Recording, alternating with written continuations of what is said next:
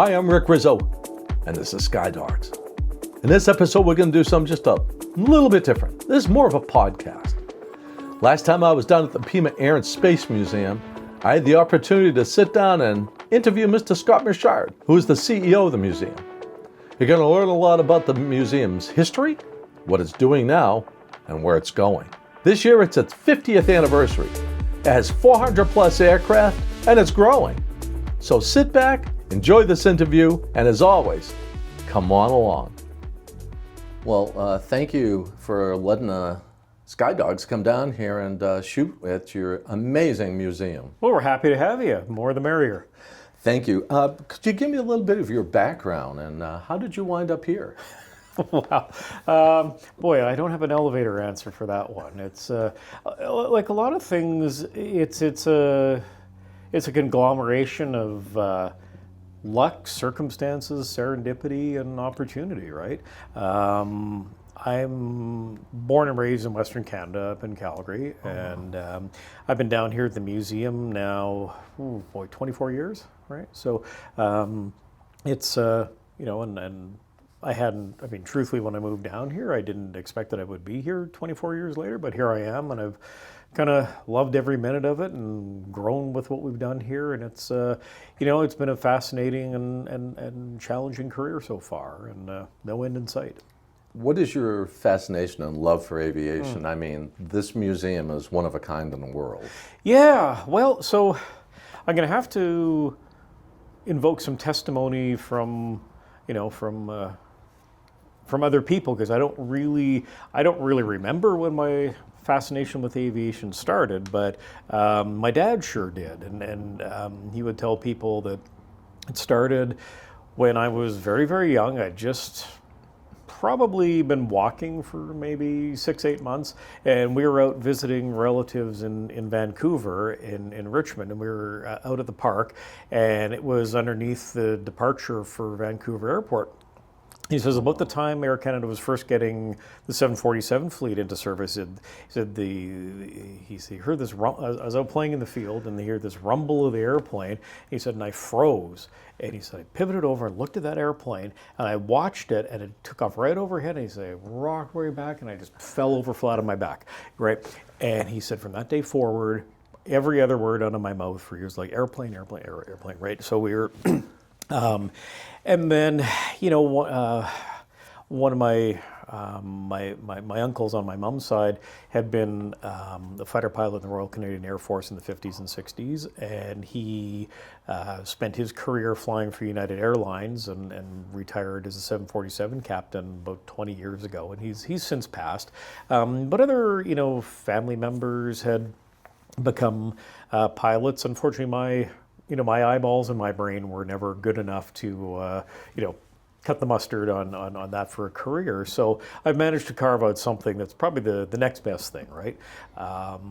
And the museum side of things, I've always been object interested. I've always liked stuff, right? When I was young, one of my great uncles, my grandmother's brother, he was a Wellington pilot in the Second World War and pre-war RCAF, and he was killed in a training accident in 1944. And when I was young, his widow gave me his effects. She was dying of cancer at the time in about 1974, and so I inherited his effects, and that sparked a fascination with learning about him, and you could see the effect of his loss on the family through the generations too. So that kind of got transferred to me. And then growing up in Western Canada in the 70s, so I was born in late '67, and so I was in my elementary school years in the 70s, and every other guy up and down the street where I grew up would be like my age in their mid-50s, but they were all RAF veterans, Navy veterans. Our next door neighbor had been a Calgary Highlander, went ashore first wave of D-Day, and he was a police inspector. So all of these people were there. They had all of their stuff. I mean, they would lend us their their uniforms and stuff for Halloween costumes, right? I mean, this was the era before, and I don't want to just be taken the wrong way, but before the sort of the rise of veteran worship made this type of thing kind of like you wouldn't find people wearing their grandpa's, military uniform for a Halloween costume anymore. But this was very common for us, right? We would play with these things. I mean, my sisters borrowed, his sword for Highland dancing, right? So we we were all steeped in it, and we had local museums that were. Sort of really rich in their depth and scope. I mean, not too far from where we grew up, there was Royal Canadian Naval Reserve Unit, and out front they had a Seafire and a Sea Fury as gate guardians. And in the summertime, a couple of us would ride our bikes down there, and the the old commissionaires and security guards who ran the front gate, they'd let us in and would play in the cockpits, and so we were all immersed in the local history, and this stuck with me. I like going to museums. I liked looking at things. I liked learning about stuff. I was a very early reader. I mean, there weren't, we had a couple of friends around, but there weren't a lot of kids in the neighborhood because we were growing up in an era that was sort of, the post-baby boom had gone on to college and university by that point. So, like in my elementary school, in my class grade, there was never more than 24 of us. So, we were a small community. So I spent a lot of time reading, and history became one of my primary passions, right? So did an undergraduate degree in political science and modern military history, and it sort of toyed with the idea of becoming a lawyer, and went overseas and lived and worked in Japan for 4.5 years, and while I was there, several of the guys that I was working with were about 10 years older than me, and they were bitter, burned out, disillusioned lawyers already. So kind of talked me out of that as a career path. And I had, a lot of international friends there, and ended up through a variety of serendipitous circumstances, becoming aware of some of the graduate programs in England and the United Kingdom that focused on, heritage and museums in particular. So I ended up going to the University of St. Andrews and their art history and museum studies program there. So I graduated with an MPhil, came back to Canada and worked for the Glenbow Museum for several years, and just got kind of, restless being back in my hometown. I'd outgrown it like a lot of people do, right? I mean, it was a great place to grow up and lots of people love it, but it wasn't really the place for me anymore. So I cast around looking for other opportunities, and was kind of pre-9/11, so things were a lot more, the opportunities were more straightforward here. So, long story short, I found the job here and moved down to Tucson, and met my wife, started a family, and became an American, and here I am. How long have you been down here now in Tucson? Well, it's 24 years here. Yeah, it was early. Well, I moved down here, so it was early 2002. And oh wow. Yeah. It's about the same time I moved to Vegas. Yeah. Away from the snow and the ice. Away from the snow and the ice. Yes. And yes. you had more snow and ice than I ever did. Yeah, exactly. Right. Yeah. And in reference to what you're doing here, did you come in as the director, or did you start somewhere else and move up? Oh, yeah. So when I came in here, I started basically as the curator of collections, right? As the deputy director of collections is what my official title was in. So I was in charge of the collection, the airplanes, the small object collection, and the archive and that kind of stuff. So it was really much more the artifact and collections focused aspect of the job here. But as in all organizations, time moves on, people move on, retirements happen, changes happen, and with the support of the board and donors here, I continued to accrue responsibility. Took over as the leader of the organization in 2014.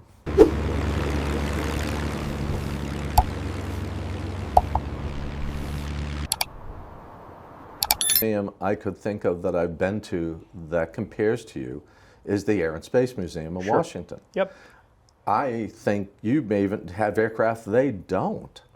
Yeah, no, it's a fair comparison in terms of our sort of thematic scope and breadth. I mean, the National Air and Space Museum, I mean, arguably is incomparable. I mean, they, while we have a wide assortment and diversity of aircraft, they have so many uniquely historic aircraft, like the record setters, the firsts, the innovators, the airframes tied to the greatest names in aviation history, and we're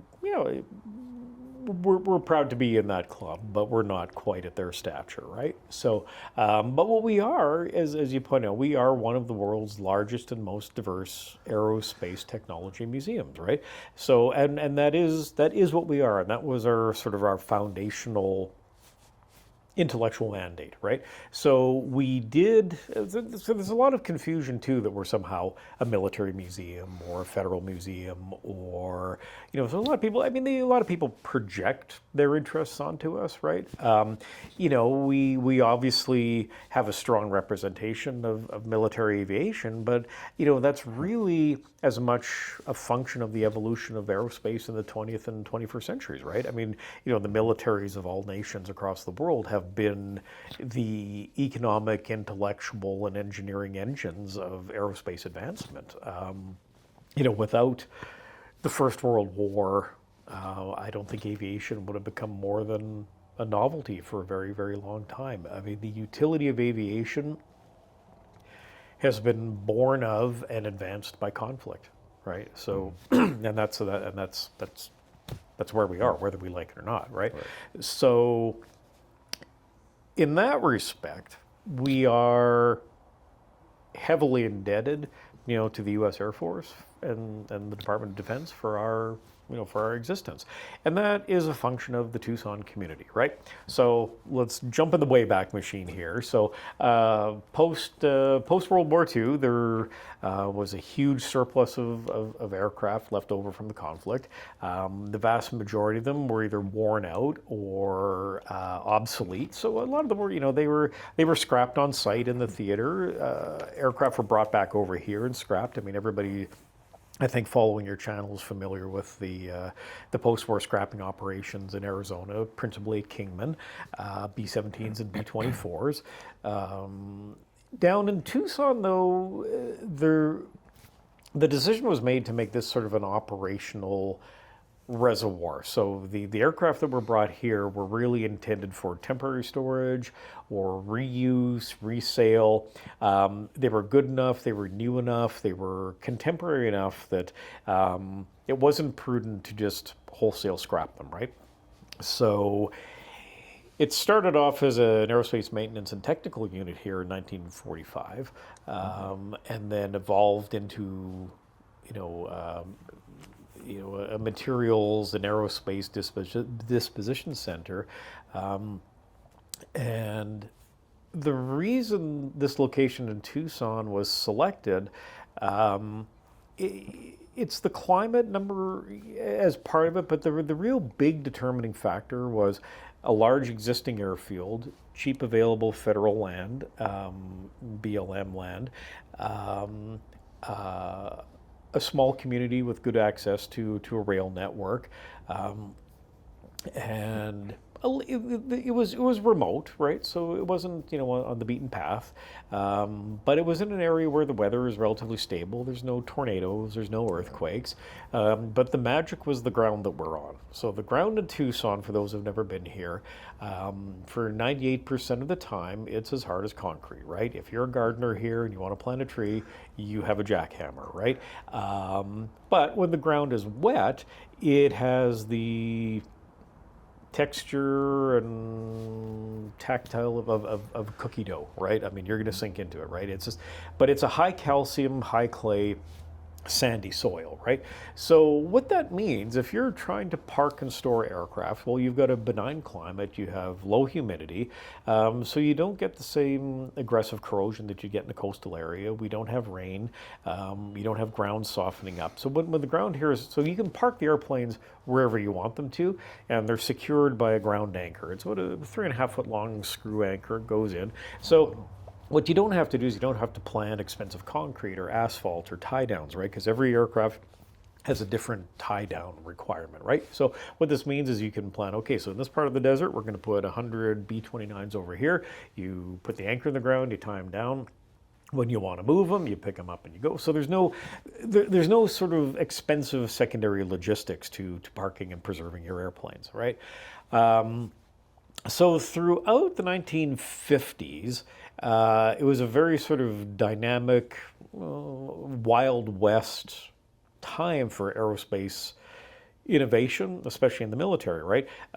In the post-World War II era, and with the fear of communism, the dawning Cold War, if you called yourself an aircraft manufacturer, you could almost guaranteed get a government contract to build whatever piece of garbage was resting between your ears, right?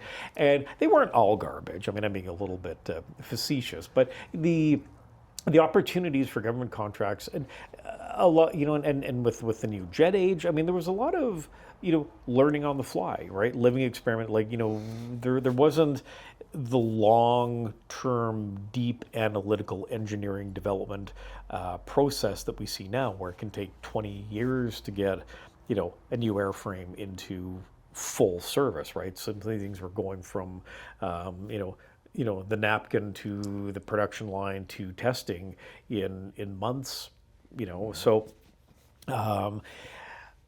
a lot of airplanes in that era suffered. They were good airplanes, but they were failed by bad power plants, right? I mean, a lot of things, they were so underpowered. And it wasn't until really the second and third generation of turbojets came into existence in the late 50s that, you see things like the Phantom II and the 105s and the F-100s becoming really spectacular airplanes, whereas, their generational predecessors, like the Panthers and the Cougars and the Cutlasses and the Sabres to a lesser extent, they really suffered from unreliable and underpowered engines, and they weren't they weren't able to dominate the way we needed it to. So what happens? You've bought a couple hundred airplanes and they haven't worked out for you. You've invested a lot of money in them.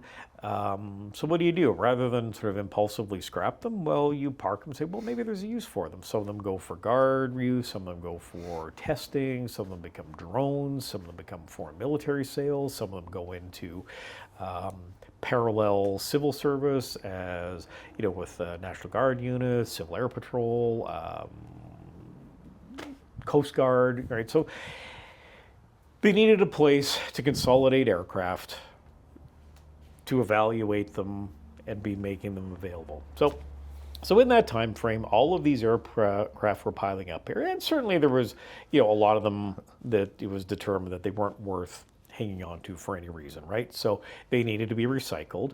And so while those operations were happening across the street here at Davis Mountain Air Force Base, the staff, a lot of them running the organization, they had been, they got their wings in the 30s, right? They were 50-year-old lieutenant colonels in the 50s, so they grew up in the golden era of aviation. A lot of them had served in World War II. They were often very intelligent men, and they appreciated history too. They read history, they lived history, and they were conscious that they were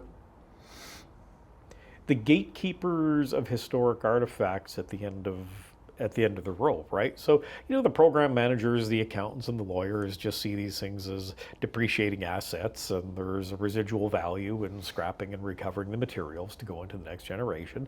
But more thoughtful people can also take the view that, yeah, these are historic as well, right? So the guys across the street were selecting to the best of their ability interesting examples of the aircraft that were going to the scrappers, and they were parking them along Golf Links Road at the north side of the base, and they called it Celebrity Row at the time. And there's pictures from the 50s, late 50s and early 60s of dozens and dozens of one-off aircraft parked along there. So how did we come into the picture? Well, around 1962, if memory serves, an inspector general team from the Air Force and the Pentagon came out, and they were evaluating the facility here, as they do. And these orphan aircraft on Golf Links Road caught the eye of the IG and said, "Gentlemen, what are you up to? These are supposed to be extinct." And they're like, "Well, they're historic, they're special, and it's a really kind of a shame to lose all of them. So we've been parking them over there, hoping that, something better might come along." Now, you have to keep in mind, in that era, this predates the establishment of the Air Force Museum. I mean, there was a heritage collection, right? You know, you had stuff in Dayton, you had stuff here and there, but there was no museum thought as such. Like the only museum in the country that was really incorporating aerospace into its collections mandate was the Smithsonian at that time, right? You know, there were government collections, but there weren't the places for them, right? Like, you know, San Diego Air and Space Museum sort of came into existence, and it was one of the first major private aviation museums to get established in the country. You know, and then the New England Air Museum, and then along came, getting ahead of myself here. So anyway, so there wasn't a lot of places for these airplanes to go. And the IG team basically told the command staff over here, well, gentlemen, you've had your fun. You need to get rid of these airplanes. And the commander of the storage unit at the time, a guy named Colonel Perkins, he said, well, look, this would be a real shame. I know you want them out of here. You see them as interfering with our mission here. That's fine. But what if we can find somewhere else for them to go to be preserved? And the Pentagon, he said, well, fine. If you can find some way to get them off the post and focus on your job, and you can say, well, like, we'll go along with that, right? So he immediately went out into the Tucson community and found enthusiastic support from a guy named Grosetta, who was a Tucsonan who commanded the 406 Fighter Group during World War II and was the president of the Bank of Tucson at the time. Local politicians like Mo Udall and other county leadership, they were, yeah, let's do this, right? So, like all things, it's easier said than done. So we were officially chartered as an organization in the middle of 1966. And there was also, at the time, there was an idea of doing sort of a civic development here where there is a concept of doing a regional park, much like Balboa Park in San Diego. So the area where we are here, there is about 2,000 acres of Bureau of Land Management land here. And so that was sort of identified by the county and the city as a great place to develop this regional park, right? So our organization was, so the idea was it was going to be a park, there'd be a zoo, there would be gardens, there would be this air museum. So our organization went out and we purchased the perpetual land use patent from the BLM. So what that meant is, as long as we were fulfilling our stated mission, with the patent that we bought in 1966 for $1.50 an acre, we are allowed to be here in perpetuity with no rent. But the caveat is that we have to have public oversight, and that's administered by Pima County on behalf of the Bureau of Land Management. So, so we are deeply partnered with our local civic community, principally Pima County. So there we go. So we get our organization established, we get our tax ID, we get our land identified, we get our airplanes identified. Well, now we got to get our act together and turn it into, from an idea into a reality. Well, that took 10 years, right? Wow. Yeah. Well, you know, I mean, there's a lot of enthusiastic support, but, you know, Southern Arizona is a poor part of the world. It's not an affluent part of the world, and then as now, it's always a struggle for us to find that type of financial support to make these things happen. So they identified the site, they started clearing land, they started putting fences up, and you know, there's a few times when it began to falter in enthusiasm. And there was one fellow named Rhodes Arnold, who was a retired colonel who had moved out here from New Mexico and was a high school teacher and a World War II veteran, and had been, I think he'd been the Albuquerque Air Guard commander at the time, just before he came out here to become a high school teacher. Well, he really picked up the ball and took the lead and horsewhipped everybody into getting this done.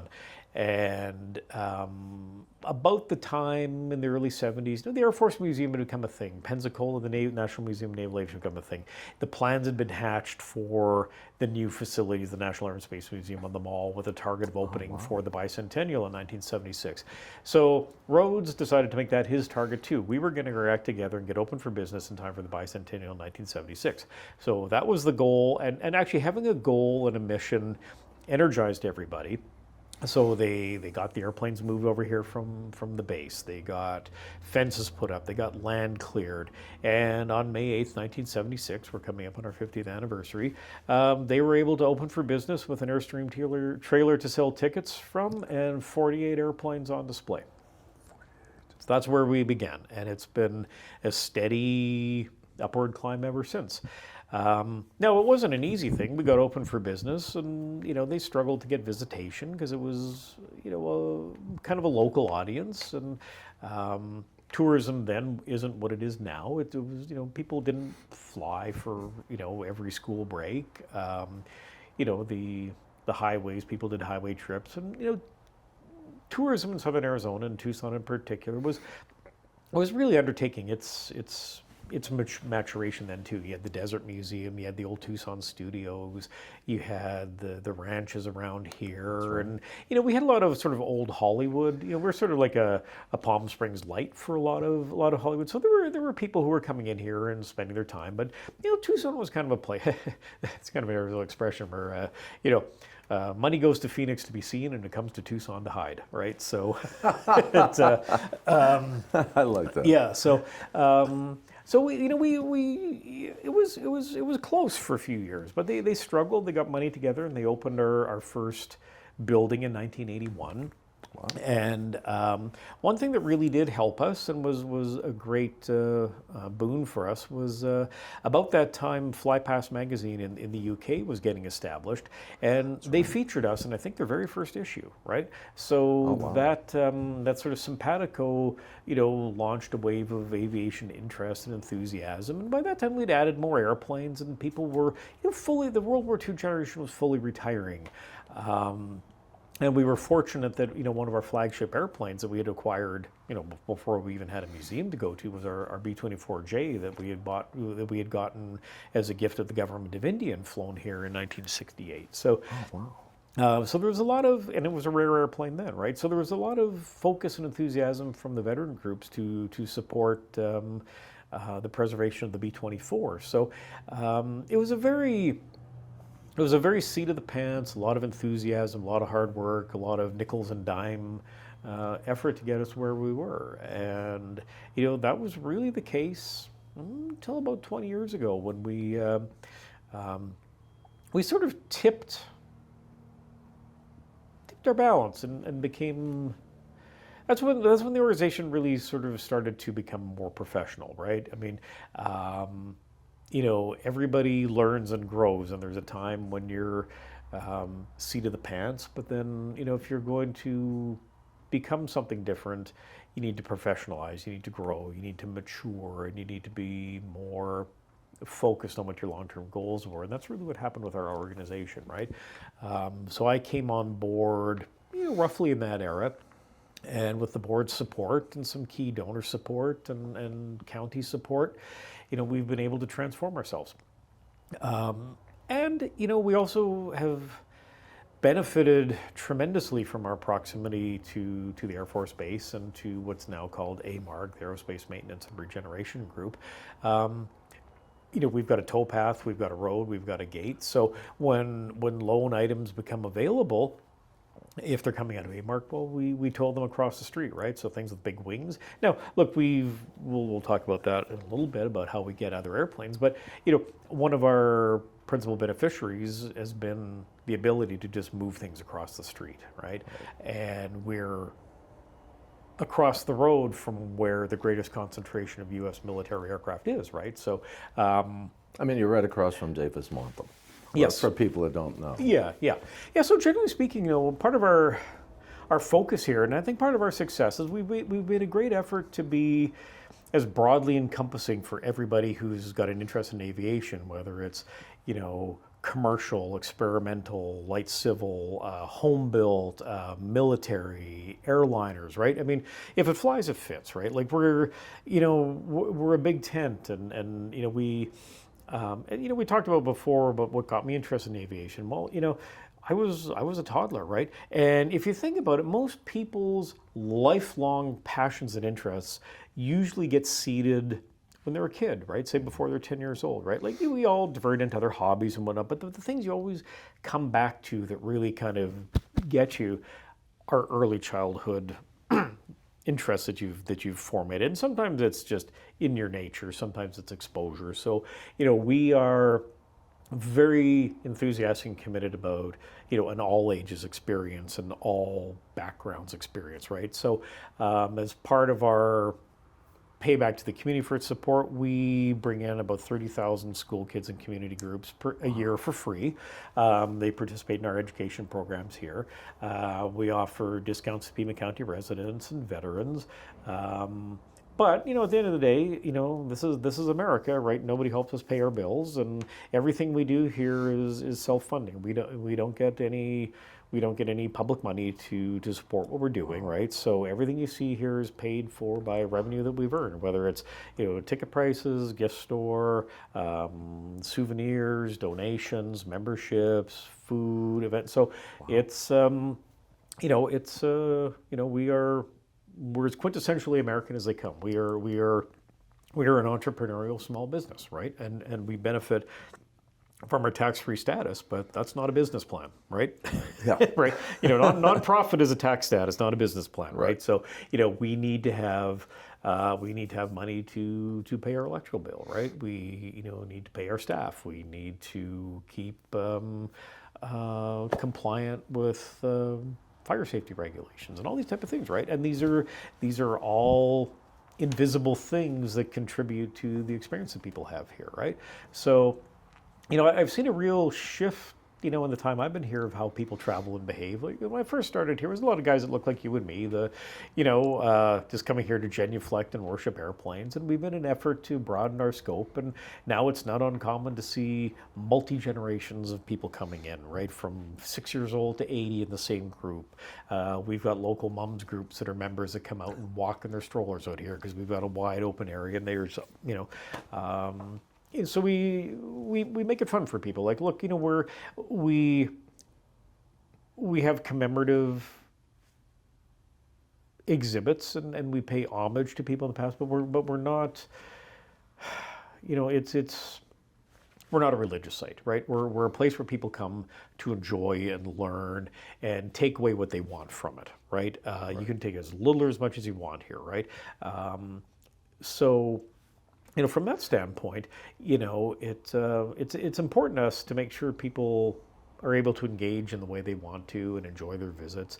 We're open every day except Thanksgiving and Christmas, and everybody's welcome. I mean, we're pet friendly, right? We've been on Chewy's top 10 places to take your pets for many years, and it's true, right? I mean, in a lot of cases, a well-behaved dog is better than the best-behaved visitor.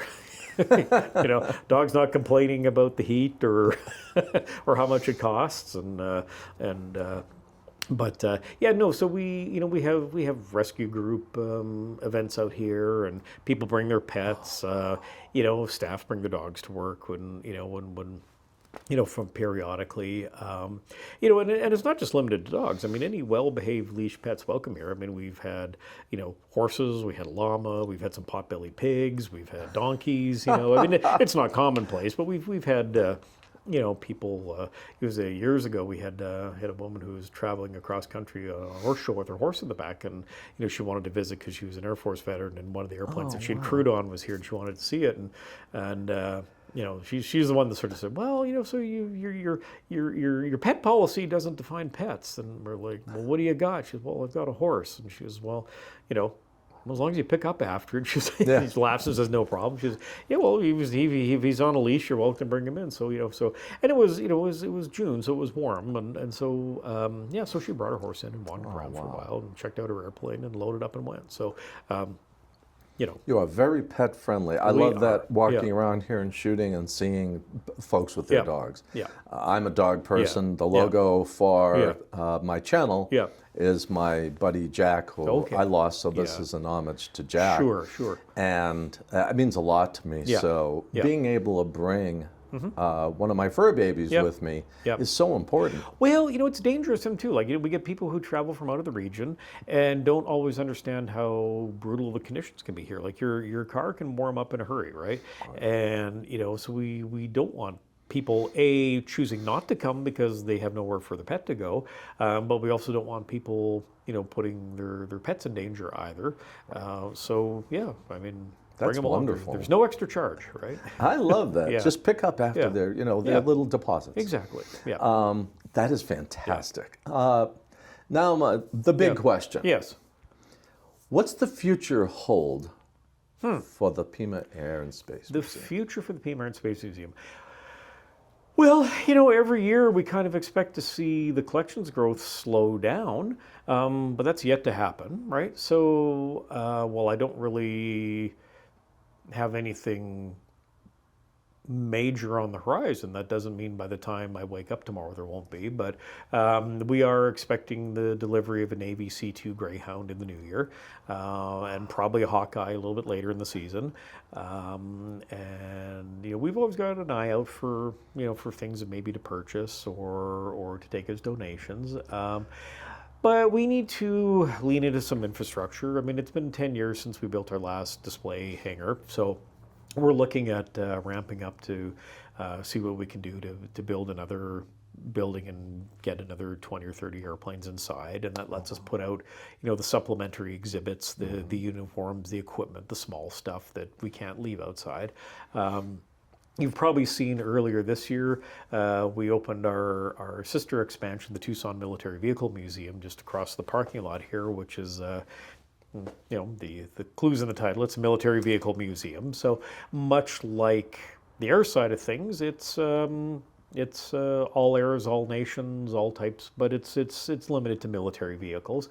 So we've got about slightly under 100 on display right now, another 75 in reserve that needs some attention before they can go on display. We have some loans coming in, we've got some purchases arriving, but something that's a big change for us too is we have a riding and driving experience that we're making available over there. So we've got 2.5 miles of driving track, and we've got a range of vehicles available that you can either rent a driving experience, and that's limited to things that if you could own it with a like if you could buy yourself a fire truck or a Humvee or something. So I actually own 2 fire trucks. So that type of thing will let you drive if you're so inclined, and that'll be with a staff monitor inside. Something that's tracked or has a clutch, that's going to be more of a ride experience, right? Because Americans don't do clutches. But we've got a range of, tactical Land Rovers. We've got some tracked vehicles. We've got some reconnaissance tanks. We've got some main battle tanks that are, Chieftain and a Leopard tank that we're going to be restoring to run and do rides on. So there's a lot of growth coming in here, and people ask me, so what's with the tank museum? What's going on there? Well, look, I mean, military aviation in the 20th century evolved to support the ground forces, right? That's whether it was artillery observation, close air support, resupply, direct air support, right? So it's all there. So it's a very simpatico fit in our opinion, and the technology transfer, right? I mean, systems that are used in airplanes, you see paralleled in modern military vehicles, right? You see power plants from aircraft powered military vehicles in Second World War. You're seeing so there's lots of common crossover, and a lot of us on staff, myself included, we're all kind of gearheads too, right? Like I like big big smelly industrial objects, right? So, I mean, tanks and fire trucks and earth-moving equipment and airplanes. All these things are fascinating, right? And you find a lot of kids are fascinated by it too, right? And sure. What kid or even adult doesn't love a fire truck too? well, yeah, no. I mean, these are all things you kind of see at a distance and you kind of know, but being able to get up close and hear them and smell them and touch them, it's a very different thing, right? So what we're finding too is in our digital age, so say the last 20, 25 years with the growth of the internet and our digital age and, the experience of kids and younger people has become more virtual, right? So what we're finding is that, our older demographic is intrigued by digital experiences, but our kids aren't, because we can't provide a digital experience that can compare with a 99-cent app they can have on their phone, right?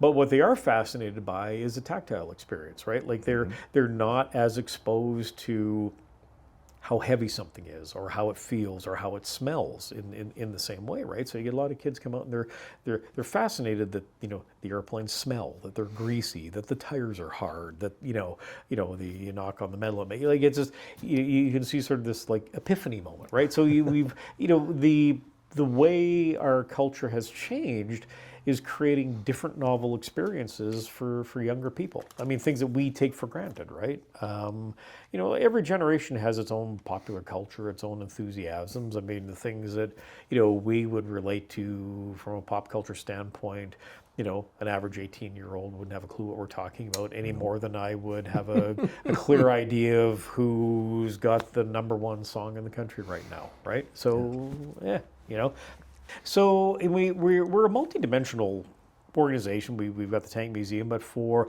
the last 40 years, we've operated the Titan Missile Museum down in Green Valley, which is the only preserved, publicly accessible major ICBM missile silo. So it's the Titan II missile system, which in its day and to this day is the single largest nuclear warhead ever delivered by an American weapons system, right? So the silo is a National Historic Landmark. It's basically preserved in the context of its final alert in 1984, right? So it's stepping into a time machine. So it's a fascinating experience, right?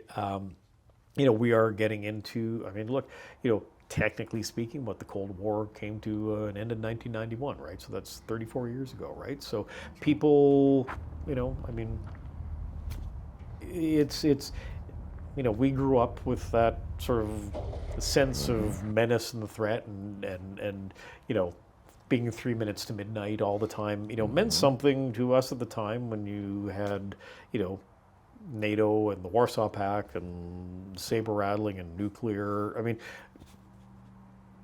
the potential for nuclear war lived on our shoulders for a long time in our parents' generation. So, I don't perceive that culturally we have the same concern anymore. And frankly, I like that. Me both. Yeah. So it's an interesting snapshot back into like really a different age and a different mentality and a different experience, right? So it's not something that's commonly understood by people, say, under the age of 50 anymore. Yeah, I grew up in that era. Yeah. Duck and cover. Yeah. That would have done a lot of good, by the way. Yeah. Yeah, it keeps all the corpses in one spot, right? That's, I remember that. Yeah. Well, I have to thank you. This has been an incredible journey just the past few days, allowing Sky Dogs to come down here and do the things you let us do. Yeah. I know our audience is going to love it. I'm asking our audience, you have to literally have to make a special trip. Yeah. This is a pilgrimage. Oh, sure. And you won't regret it. I love it. Yeah. No, everybody has to see this museum. Yeah. And the best part is, there's always something new to come and see. Yeah. Yeah. So that means a lot. But to me, thank you so much. Yeah. I'm looking forward to coming back. Yep, our pleasure. Happy to have you here. Come back anytime. There's so many more stories we can tell and things we can share with you. Absolutely. Thank you again. All right. Thank you.